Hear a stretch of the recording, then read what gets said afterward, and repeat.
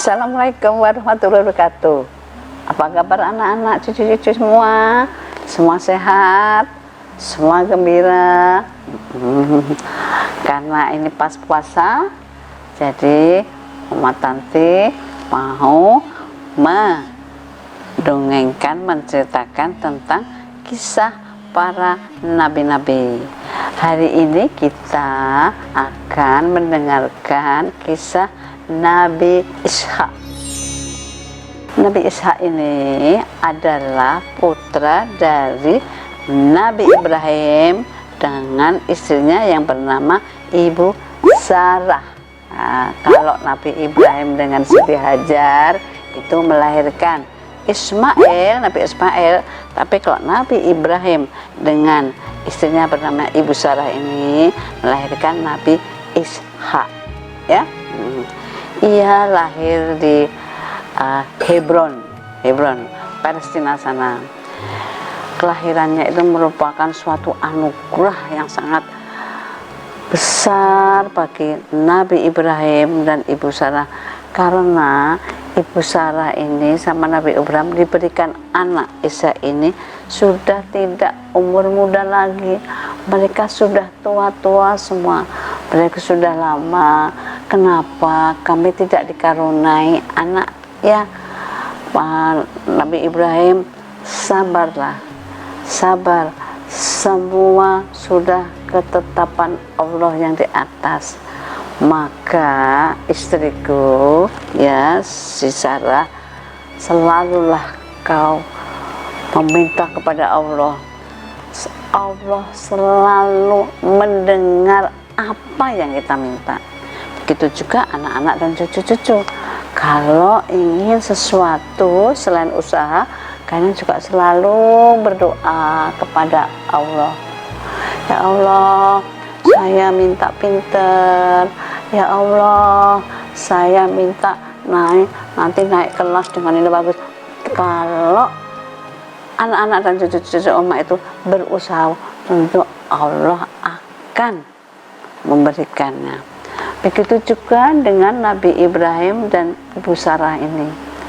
Lama nggak ada putra, tapi setiap Ibu Sarah ini bilang sama Nabi Ibrahim selalu bilang, sabar, sabar.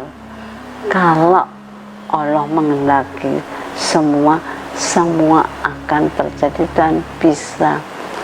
Akhirnya Nabi Ibrahim dan Ibu Sarah ini selalu berdoa, hidup rukun, mereka pasrah, diterima juga. Alhamdulillah, kalau memang kita ditakdirkan tidak punya keturunan, ya sudah, ini semua kuasa Allah.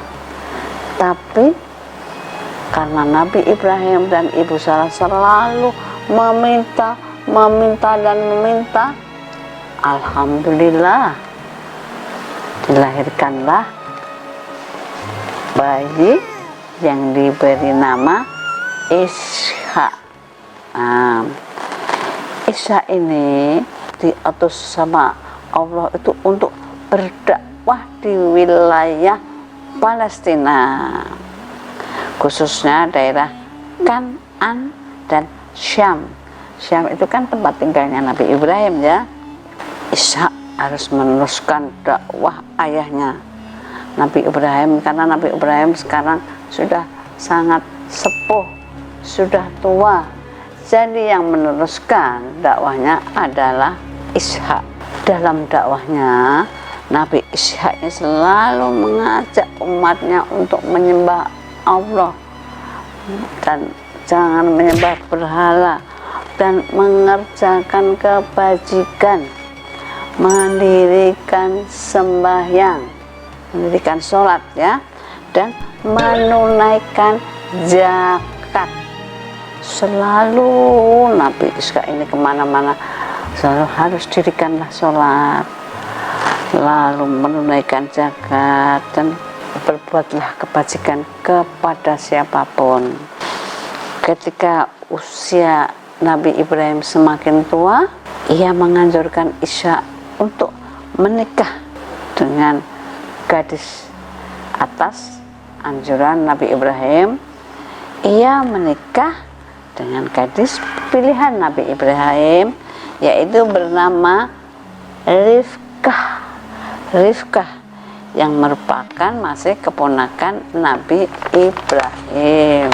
Nah, mereka nikah sama seperti Nabi Ibrahim. Rifkah, istri Nabi Ishak alaihissalam ini sempat mengalami hal yang sama dengan Ibu Sarah. Lama dia tidak punya putra, padahal pengen sekali kalau lihat orang membawa putranya. Aduh, pengen ya, kita juga punya anak ya, gitu. Terus Nabi Ishak setiap malam tiada henti-hentinya memohon kepada Allah, ya Allah, berilah kami ini keturunan ya Allah. Tetapi Allah selalu mencoba hamba-hambanya yang memang sudah bagus, karena dengan cobaan itu orang akan selalu ingat dan tahu diri. Kalau kita coba sama Allah dikasih apa, kita malah lupa. Tapi kalau kita diberikan ujian, jadi kita harus selalu bertakwa dan mengingat selalu kepada Allah. Lalu Allah pun akhirnya setiap kali Nabi Ishak dan istrinya Rifkah meminta, dan karena juga menjalankan semua kebajikan, menjalankan sholat, dan juga mengamalkan segala semuanya, selalu membantu kepada semua, karena beliau adalah berdakwah. Dia harus baik hati, harus berhubungan dengan orang siapapun harus baik. Kalau dia baik dengan siapapun, tentu orang-orang yang mengikuti dakwahnya akan banyak pula, karena orangnya ramah. Kalau orangnya nggak ramah, siapa yang akan mengikuti dakwahnya? Kalau Nabi Ishak ini karena ramah, jadi banyak sekali pengikutnya. Lalu keduanya kaget sekali waktu Rifkah ini mengandung. Nggak taunya, alhamdulillah Allah Maha Besar, diberikan anak kembar laki-laki 2. Itulah Allah sudah memberikan kebesarannya, bahwa satu anak yang dilahirkan saja orang sudah harus bersyukur. Ini 2, jadi Allah sangat sayang kepada Nabi Ishak dan Rifkah ya. Akhirnya keduanya hidup bahagia bersama rumah tangganya, anaknya. Semua selalu diajarkan yang baik-baik. Ayo sholat, waktunya sholat. Begitu kita dengar adzan, ayo sholat. Jangan nanti lah. Begitu dengar adzan kita harus sholat. Itu. Terus akhirnya anak kembarnya Nabi Ishak itu menjadi pula anak yang baik, banyak temannya, banyak disukai, sering membantu teman-temannya mengamalkan semua apa yang sudah diberikan bekal dari Nabi Ishak itu. Akhirnya Nabi Ishak itu meninggal pada usia berapa? Kalau kita manusia ini kan usianya paling meninggal itu kebanyakan dari 90 tahun ya. Tapi Allah Maha Besar, Nabi Ishak ini meninggal pada usia 180 tahun. Jadi pesan yang didapat dari Nabi Ishak tadi, harusnya anak-anak semua dan cucu-cucu ini mencontohnya. Apa saja sih? Bahwa Nabi Ishak itu adalah sabar, ketika belum diberikan momongan tetap taat dan selalu berdoa memohon kepada Allah Subhanahu wa Ta'ala. Terus sikap baik hati, itu kalian yang harus dicontoh. suka menolong dan patuh kepada orang tua, patut kita jadikan teladan. Siapa yang tidak kita patuhi kalau bukan Bapak Ibu? Tetapi juga kita patuh juga kepada saudara kita yang tua dan kepada orang yang adik kita juga semua sayang. Kalau kepada orang tua kita patuh, kepada adik-adik kita, misalnya kita ada adik, itu kita sebagai adiknya kita tahu diri juga, jadi saling sayang menyayangi.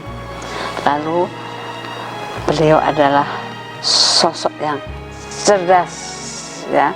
Jadi Nabi Ishak ini adalah sosok yang cerdas seperti yang telah diceritakan Oma tadi, pandai berbicara dan baik hati, dapat menjadi modal meraih simpati dalam berdakwah dan memudahkan dalam bergaul.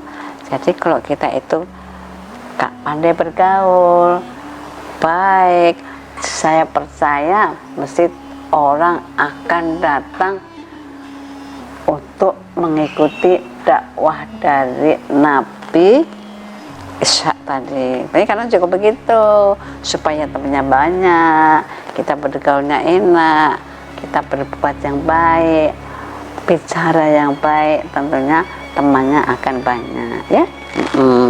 Nabi Ishak ini mampu membangun rumah tangga yang damai.